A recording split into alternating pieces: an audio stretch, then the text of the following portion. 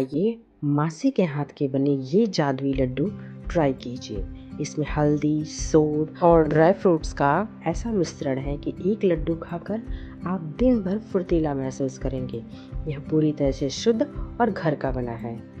इसमें हल्दी की एंटीसेप्टिक फोबिया है और सोड की गर्माहट। मासी ने इसे बहुत मेहनत से बनाया है।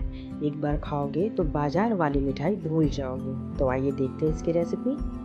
कढ़ाई में सबसे पहले घी डालिए, फिर इसमें थोड़ा थोड़ा करके आप गोंद को भून लीजिए बहुत धीमी आंच पे। और घी भून चुका है, अब इसे निकाल के एक जार में से पीस लें।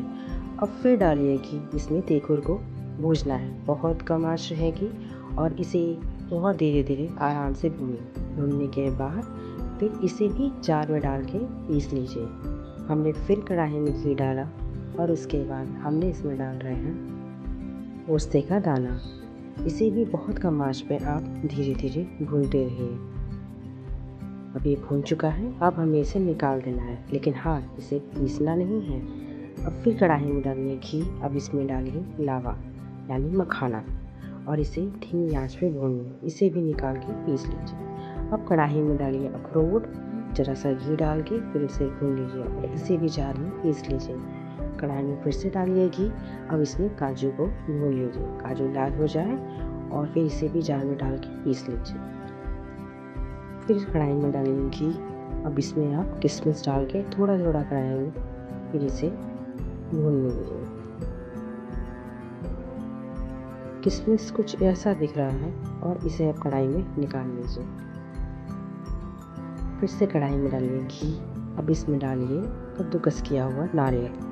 अब इसे भी अच्छा लाल होने तक भून लीजिए, फिर निकाल दीजिए। अब कढ़ाई में डालिए घी, फिर डालिए बादाम डालने पर इसे अच्छे से भून के और इसे भी जार में निकाल के फिर पीस लीजिए कुछ इस तरह।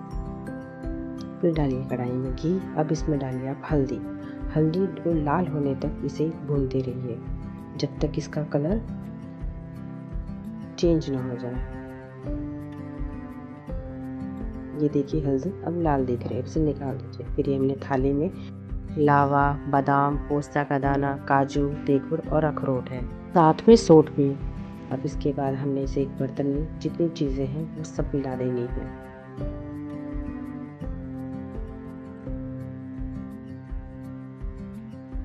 हमने इसे निकाल दिया है पूरा। हम इसमें डाल दिया किशमिश, फिर डाल रहे हैं गुड़ का चूरा, फिर डाला हमने हल्दी के साथ साथ देसी घी को गर्म कर लीजिए।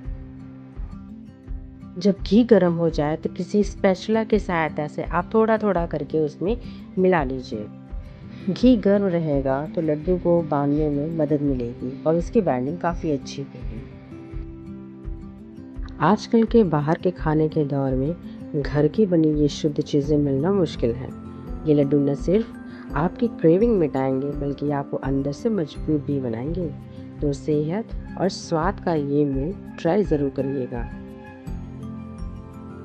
आप देख सकते हैं कि मेवों और घी की वजह से ये लड्डू कितनी आसानी से बन रहे हैं। बिना किसी मिलावट के बिल्कुल शुद्ध तरीके से इन्हें तैयार किया जा रहा है। जैसे जैसे ये बन रहे हैं, सोड और देसी घी की सौंधी खुशबू पूरे घर में है। ये देखिए लड्डू अब तैयार हो चुके हैं। तो चलिए इस सर्दी की शुरुआत करते हैं मासी के इन सेहतमंद और प्यार भरे लड्डुओं के साथ। लीजिए आप भी चख कर देखिए।